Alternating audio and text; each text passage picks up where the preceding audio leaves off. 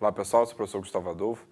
Bem, nessa aula de hoje a gente vai então continuar a estudar a continuidade de funções, né? Então em aulas anteriores, a gente definiu quando uma função era contínua para um determinado número real.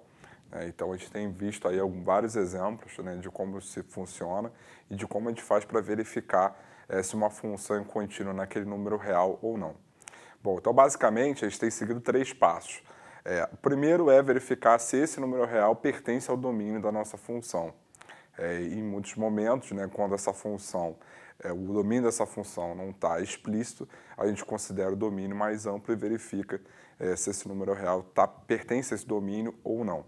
Segundo passo é verificar se os limites laterais dessa função, quando x tende a esse valor, se esses limites laterais existem e se são iguais. Ou seja, em outras palavras, a gente verifica se existe o limite dessa função quando x tende a esse número. E por fim, uma vez que existe esse limite, a gente verifica se esse limite ele é igual ao valor numérico da função para esse número ou não, certo? Então, para o número real A, a gente verifica primeiro se esse número real A pertence ao domínio da função, verifica se o limite da função quando x tende a existe e se existir, verifica se o valor desse limite é igual ao valor de f de a. Então, são basicamente 3 passos que a gente tem tomado, né, que a gente tem feito para verificar a continuidade de uma função ou não, certo? Bom, então, continuando nisso, né, vamos olhar para essa função f de x definida como cosseno de x se x é menor que zero, igual a zero se o x é igual a zero, e igual a 1 menos x ao quadrado se o x é maior que zero. Então, a gente quer verificar se essa função ela é contínua em x igual a zero ou não. Bom, o primeiro passo de verificar se zero está no domínio ou não já está feito, né, na própria definição da função. Então, quando x é igual a zero, f de x é zero, ou seja, f de zero é zero, então a função está bem definida para x igual a zero. Bom, então agora o que eu tenho que fazer? Eu tenho que verificar se o limite dessa função existe, né, quando x tende a zero. E eu vou verificar isso, então, como eu tenho, né, a função está definida de formas diferentes quando x é menor que zero ou x é maior que zero. Então, eu vou, primeiro, calcular o limite quando x tende a zero pela esquerda. Vou calcular o limite quando x tende a zero pela direita e vou verificar se esses limites são iguais. Tá? Então, o primeiro passo já está feito automaticamente.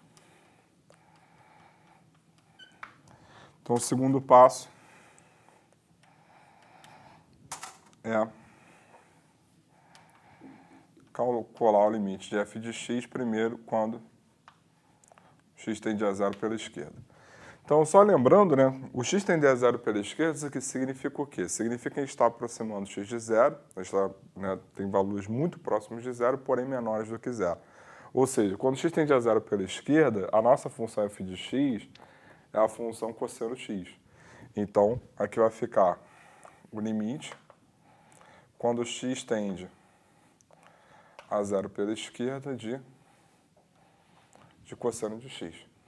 Perfeito? Bom, no caso da função cosseno de x, quando x tende a zero, e aí nesse caso seria tanto pela direita quanto pela esquerda, o cosseno de x ele tende a 1. Né? Se a gente lembrar lá da circunferência trigonométrica, então a gente tem aqui o eixo dos cossenos e o eixo dos senos. Então, x tender a zero pela esquerda seria aqui. E aí, o que a gente tem, então, é que esse limite está indo para 1. Certo?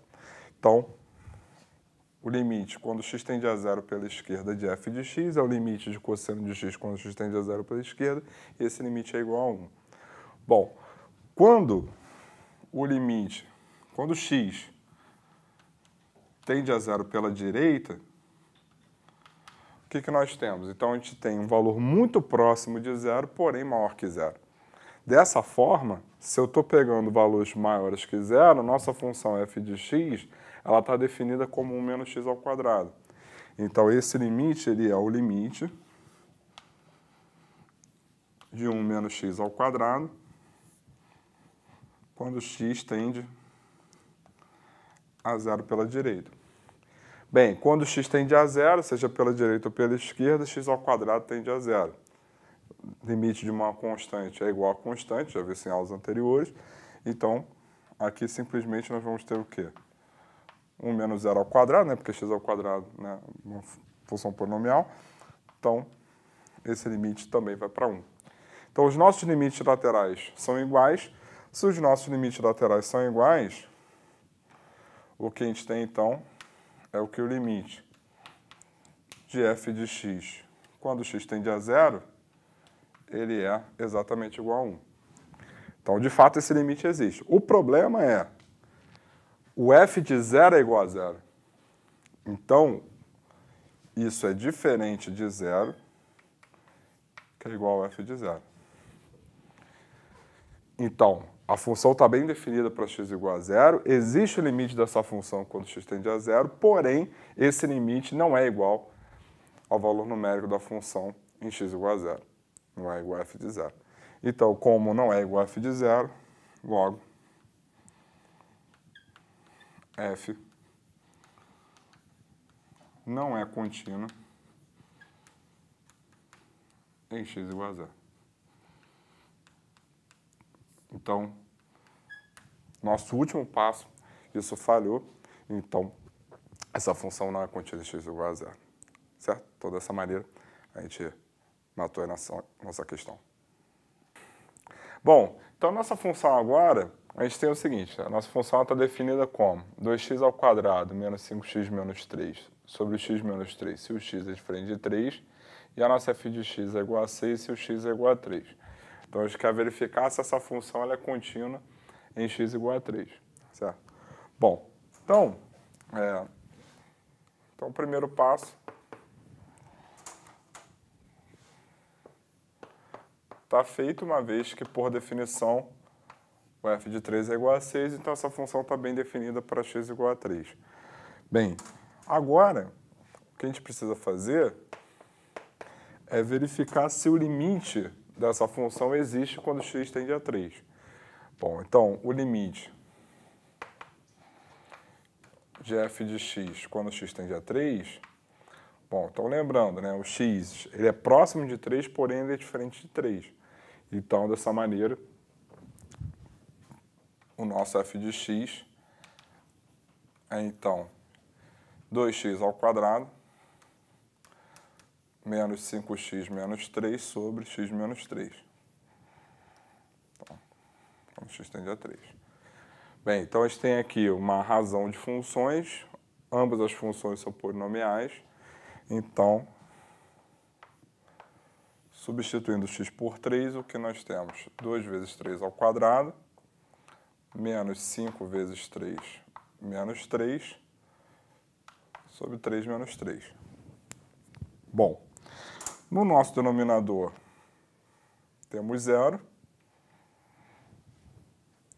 E no numerador também, por quê? Porque 3 ao quadrado é 9, 2 vezes 9 é 18, menos 15 menos 3 menos 18, e 18 menos 18 é 0. Então, tanto o numerador quanto o denominador são iguais a 0, logo está dando 0 sobre 0. E a gente já sabe de aulas anteriores que 0 sobre 0 é uma indeterminação. Bem, então a gente precisa se livrar dessa indeterminação. Em geral, quando a gente tem razão de funções polinomiais, o que a gente faz é fatorar o de maior grau. Então, olhando aqui para essa razão novamente, 2x ao quadrado menos 5x menos 3 sobre x menos 3. Então, vamos fatorar isso aqui de tal maneira que apareça o x menos 3 para eu poder cancelar esse x menos 3 que está zerando em cima e embaixo. Bom, então para isso eu vou fazer o seguinte, eu vou reescrever esse menos 5x como menos 6x mais x. Então, por que eu fiz isso? Fiz isso pelo seguinte, bom, aparece o x menos 3 aqui, e ao colocar o 2x em evidência, aparece x menos 3 em cima também. Então, como eu tenho x menos 3 em ambas as parcelas, eu posso, então, colocar o x menos 3 em evidência. Então, isso aqui vai ficar 2x mais 1 vezes x menos 3 sobre x menos 3. Então, como aqui a gente está supondo x frente de 3, então isso a gente pode simplificar. Ou seja, essa expressão é igual a essa para todo x frente de 3. Então, se essa expressão é igual a essa para todo x frente de 3, isso significa então o seguinte. Isso significa então que o limite quando x tende a 3 vai ser igual a esse limite quando x tende a 3, que vai ser igual a esse limite quando x tende a 3, que vai ser igual a esse limite quando x tende a 3. Certo? Uma vez que essas duas funções têm os mesmos valores numéricos para todo x frente de 3.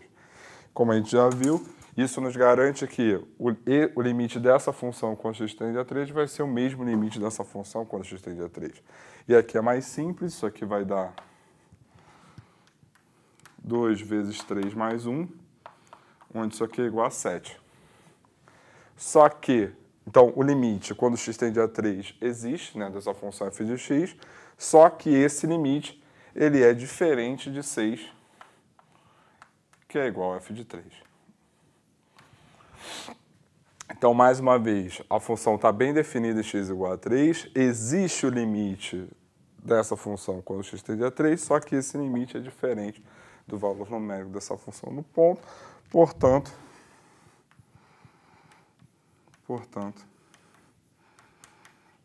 f não é contínua em x igual a 3.